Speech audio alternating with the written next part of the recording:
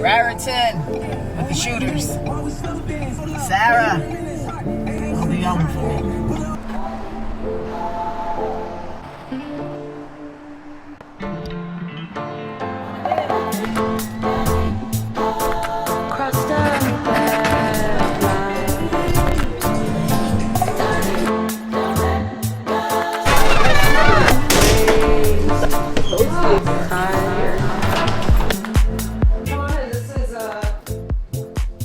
I like to start tours from the back, looking forward, because you get the whole view from in here. It's not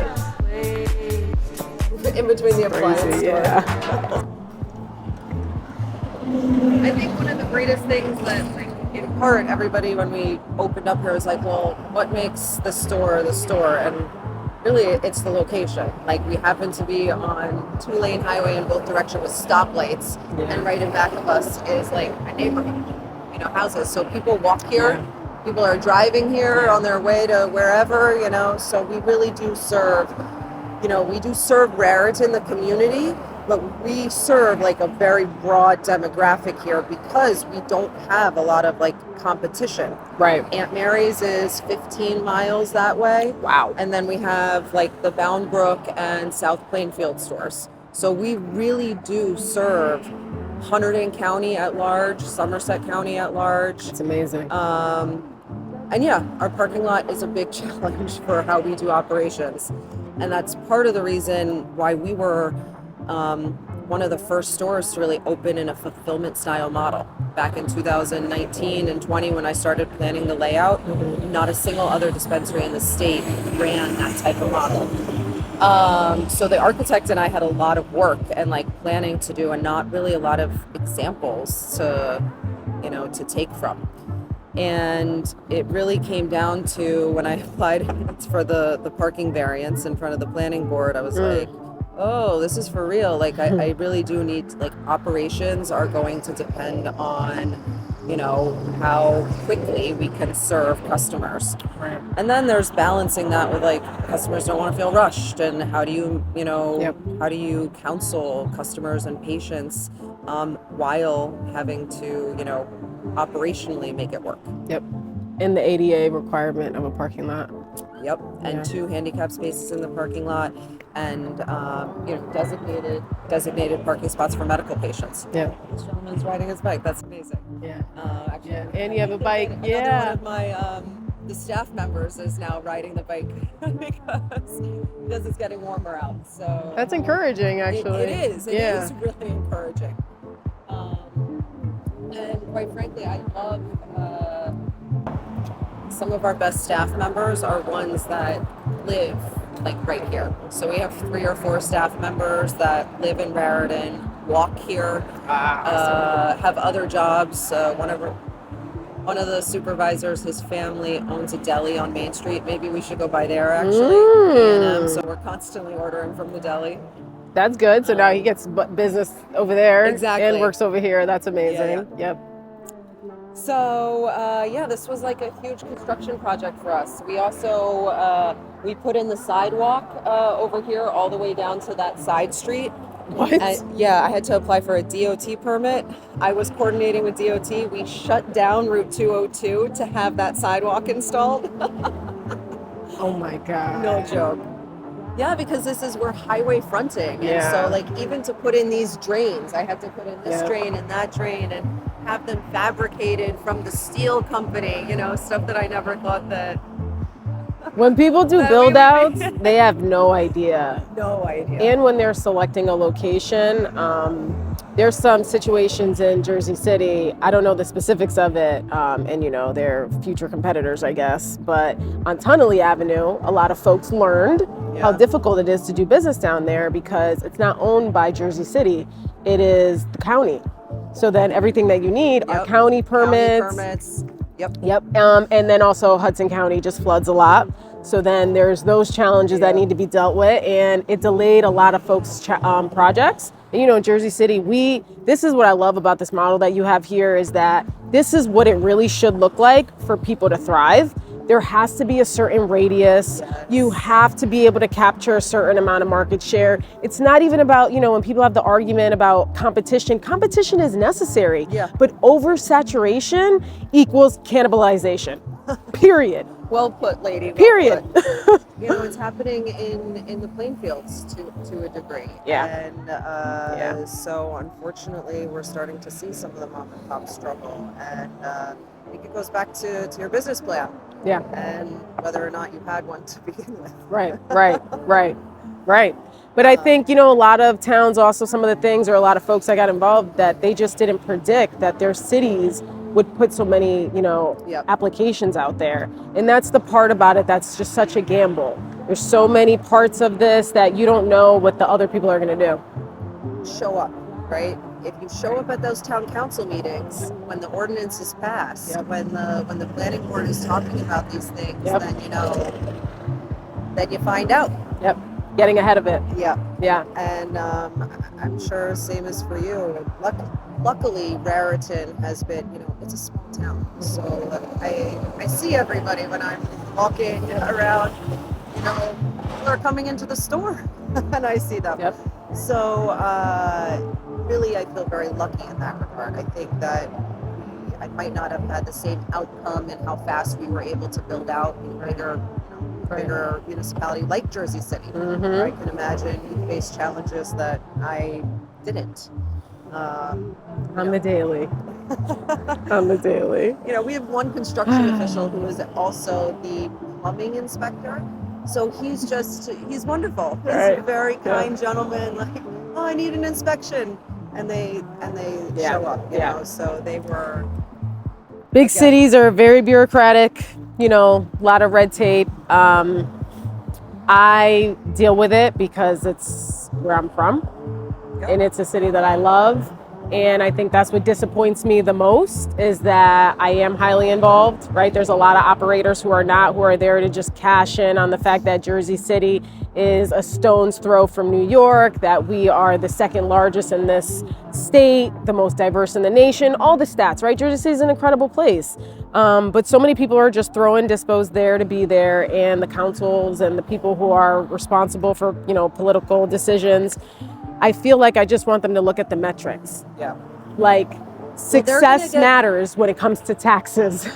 Exactly. And more businesses don't necessarily equal more taxes. That part. Right? That is what's finding that right balance, and I don't want to compare it to liquor stores, but in a way, right? Like most municipalities limit where, and that's for a reason. They're collecting tax dollars on that too. So, All right, let me take you guys inside. Yes, enough with this daunting day. Let's not continue this daunting conversation. Jersey City, I still love you, but get it together. Hey, Victor. Hello. For the camera, Victor. Got our security in the front here.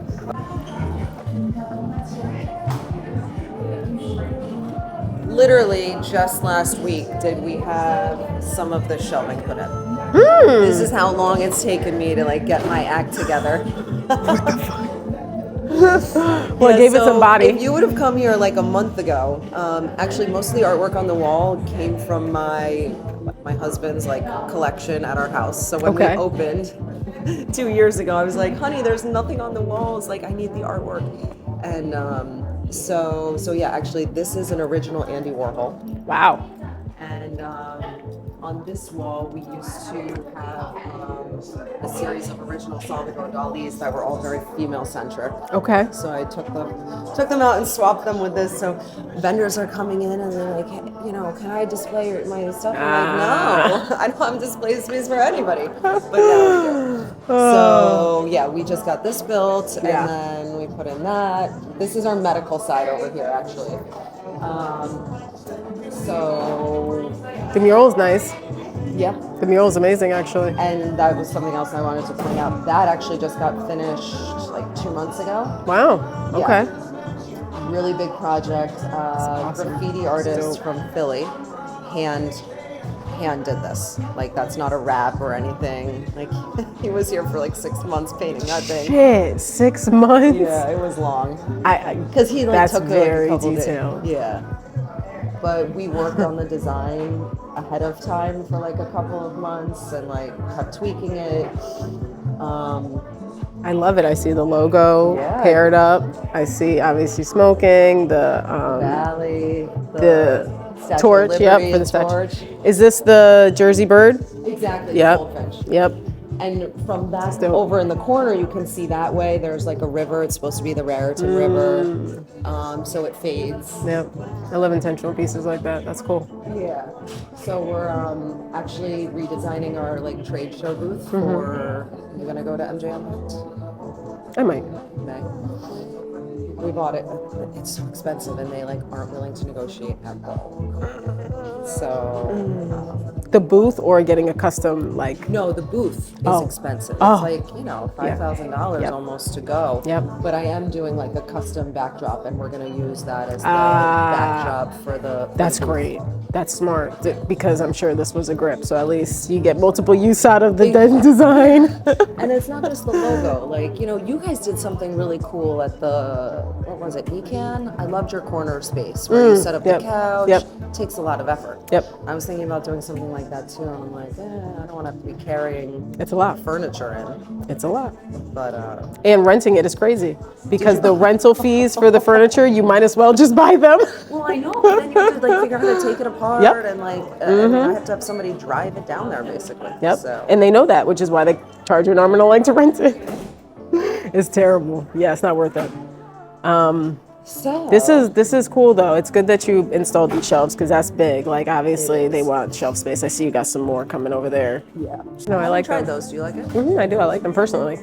I like the wild gummies. I love them. That's my favorite. Yeah. My wife's too. That's her thing. Yeah, my husband's actually. Yeah. I'm not a big gummy person, but I when I do. Yep. Yeah. Me too. I start with the same thing too. Like I'm not a big gummy person, but if I do, which one is your favorite? What is this? The huckleberry I liked, and also this Marionberry. Okay. My favorite is grapefruit and I'm pear. not like a sativa gummy person. You okay. know, like if I'm taking a gummy, it's gonna be at night. I got you. I don't like the feeling of ever being out of control. So it's like, I'll smoke during the day because I can totally control that. But gummies make me a little nervous, and it's so dependent on if you eat or like the Right. amount of coffee that I have. So That part. I'm What like, the fuck did I do with my coffee? Did I sit it probably somewhere? left it upstairs. Shit. Yeah, and then what else? I'm not a big Fernway person, but we sell the crap out of those things. I don't know. Do you? Everybody does. Yeah. Yeah. It's because they do a lot of promos. Yep. It's good marketing. Yep. I haven't nice, tried though. the Cheetah vapes yet. We actually just got this new vendor. I don't think it's displayed here. Happy Farmer. Okay. I'm sorry. Thank you.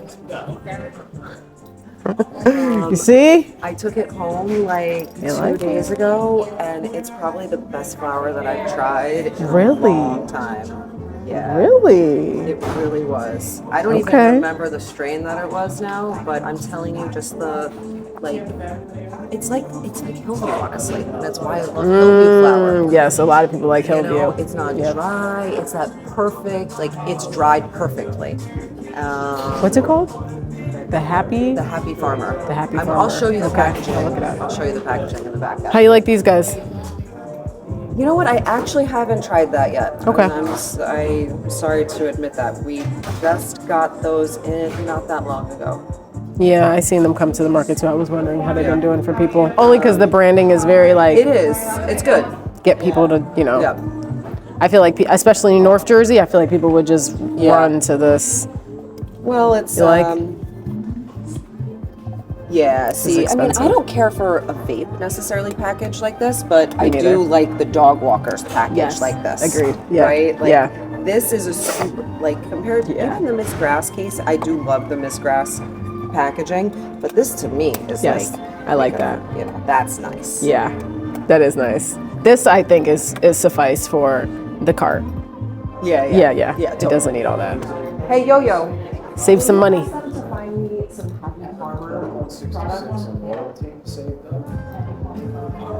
So, do you guys do iPads in the store? Yep, we have a couple. Do most people order on iPads, or do you do? Yeah, but the staff is very like hands-on with them. Yeah.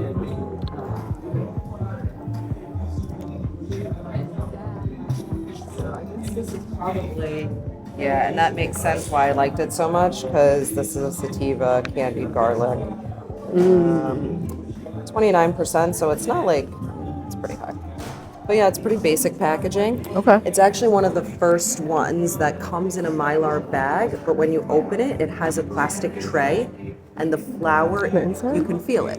Like the flower is inside of the tray, which is kind of nice. Yeah. Because like it protects it a little bit, and then like I'm not digging into the bag to like pack the bowl. You slide the little tray out, and then you can slide it right back in. That is very fancy. My new favorite. We have great. 2 cars. Nice. A lot of our bud tenders are also licensed, on the insurance and trained up on all of that. So, on like a good delivery day, we'll have like 30, we'll do 30 home deliveries.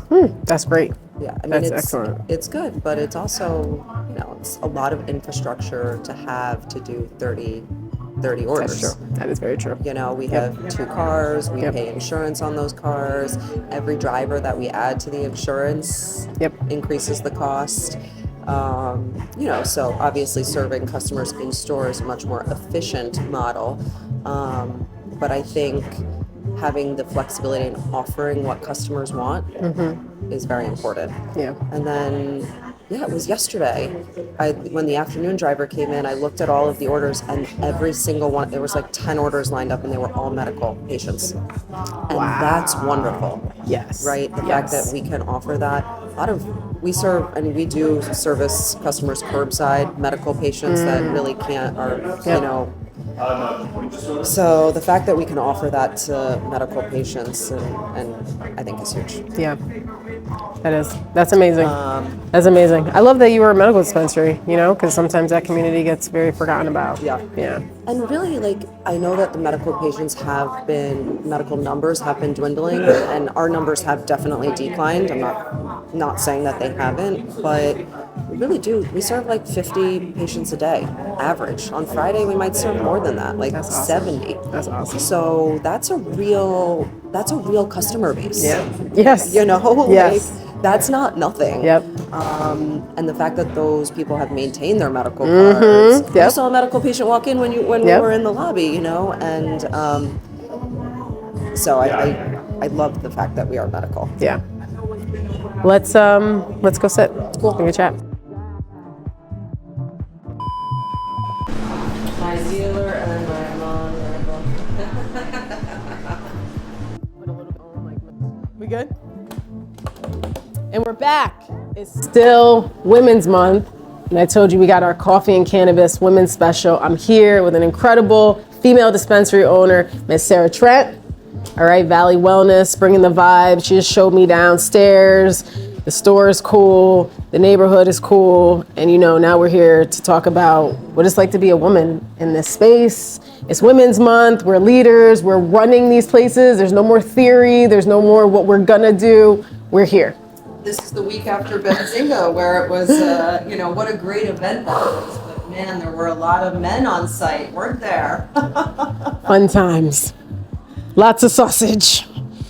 It gets to a place where when are we gonna start seeing us a bit more? And it's funny you brought that up, because there was a comment on LinkedIn, and I was never a big LinkedIn person, and my whole LinkedIn all the time. What are you talking about? My team pushed me. They pushed me to start the blog, and then once I started to do the blog, I actually got frustrated, because it seems like you see all these impressions and there's no engagement. But then once I stopped doing the blog and started doing things that I felt like were more relative to my lived experiences, I connected more with it. So lately, most of the blogs that I've been writing relative to motherhood and this and those experiences getting more attention. Oh, I'm going to this event here, register, here's the QR code or whatever. Yep. You're brave. I have not, well, before we started filming, we were talking about how I tend to be a little bit more conservative. And that goes for social media too, like even in my own personal life, you know? And so you really opened up, and I do agree with what you've just said. And I, in fact, followed your posts and watched what you do on LinkedIn and have thought about really how brave you are to be talking about that kind of stuff. Thank you. I have never talked about motherhood in any really public setting. How many you have? I have 2 kids. Ages? 7, so he's about to be 7 and 8. So I had them back to back. They're little. 2 boys. Yep. Wow. They were babies when this was being built. And, how would you not feel that you have a right to talk about that? They went through this journey with you. Oh, I know, man. I'll tell you the story. It's gonna make me a little teary-eyed. But when the opening week of the store here, you know, killing myself every day, being here hours, you know, and living it. And I said to my older one while I was tucking him in, meanwhile, this is like 3 years ago, so he's like 6 at this time. And I said to him, I hope you understand why I'm doing this, you know? And I was like, really, it's for you. And he looked at me and was like, and I said to him, you know, so one day that you can run the dispensary. And he looked at me and said, and then one day my kids can run the dispensary. And he understood it. I couldn't believe it. I was really 6 years old shocked at that age, you know, that it all, and for me, that just made it all worth it. Yeah. So yeah, I have told that story a couple of times, but, you know, no, I do not talk about the struggle of being a mom. You know, I shut that off when I come to work. You come here to lead, and you know, we've talked about leadership. So I really do feel like I turn off what's happening at home, I walk into the store, I put that behind me, and I'm here to lead my other family. Right. So a lot of my doctoral research is related to this, and you know, there's been a lot of studies that have looked at women who now have been placed into power. So there's, you know, the different ceilings, and then for women of color, they say it's a concrete ceiling, but then there's the glass ceiling for women all around. But the new phenomenon is the cliff, right? And it's putting women in leadership positions when something is already failing, and sort of setting them up to not win at it. And what they're finding is that women are actually succeeding. They're turning businesses and industries around, and it's because they have certain traits that when people and employees are emotionally in a certain stature, they need empathy, they need warmth, they need certain types of traits that women bring to the forefront on top of their assertiveness, their structure, organization, right? Having these sort of incongruent traits that blend well together when there's uncertainty, when there's crisis. And although we're not in crisis, we live in uncertainty in cannabis. Yeah, I mean, we run businesses, so I mean, I cannot name a single day when I'm not dealing with for instance, an HR issue. Right. And that's generally a staff member in some sort of mini crisis, right? And we are that person as small business owners, helping that person manage what's ever happening in their life. Right. You know, when you started to talk about this right now, it made me think, yes, I'm emotional. You know, I have empathy, and I do think that that's one of a trait. More times than not, I think I'm viewed as too tough, or, you know, a bitch, whatever it is, because I want things done a certain way, because I expect excellence, because I demand these things at a high level. And so I think it's even more important for me to really practice that, having that empathy. Right. And whatever, I think it's wrong that I'm viewed like that in a lot of ways, right? But if you can balance that really by showing that empathy, and it goes back to, staff numbers, right? Being tough downstairs, expecting the best, but I have an open door policy. Something's going on, talk to me about it. I'm gonna make it okay. I'm gonna do my best to make it okay. Right. I feel like sometimes you could adapt more of that when you do show up as your whole self. And the reality is that motherly side of you is what's going to bring that empathetic nature in, because you probably do not lead with your small children with an iron fist, right? I do not. It's so crazy. My husband You're a completely different person, right? I am a completely different person. My children run all over me. Yep. When you bring all of that together, you allow yourself to say, I'm leading folks, and yes, they understand that there's a standard that I have, but that we are all human. We all make mistakes. We are all living in a very chaotic world. In the same grace and empathetic nature that we give to our kids, sometimes you are like a mother. You're a mother of this place. You just said you're coming to see your other family, right? And that's a lot of how I look at it. I think that there needs to be boundaries, and that's the part that sometimes people get misconstrued. And I think in my leadership experience is what has helped me understand shaping that, right? I have to have your back, I have to have your six, but you also have your own family that you go home to, right? And really building that camaraderie, because that's the trust nature of it. And I think as women, that's the number one thing that we're always going to be able to bring to the forefront, but only when we allow ourselves to show up as our full selves, so that all parts of us can support all parts of them. Yeah. And then they'll receive you better. Sometimes I get that too. And that's the other thing that you have to think about too. There's this part about it, and when you know that you're being an incredible person, but then there's the other part that's like, I cannot control other people's perceptions. That's true. That's true. But we can confront them. You do a good job of that. Everyone is not going to like you. You can show up with all of that, and sometimes you get the people that just don't like that you're showing up as your whole self.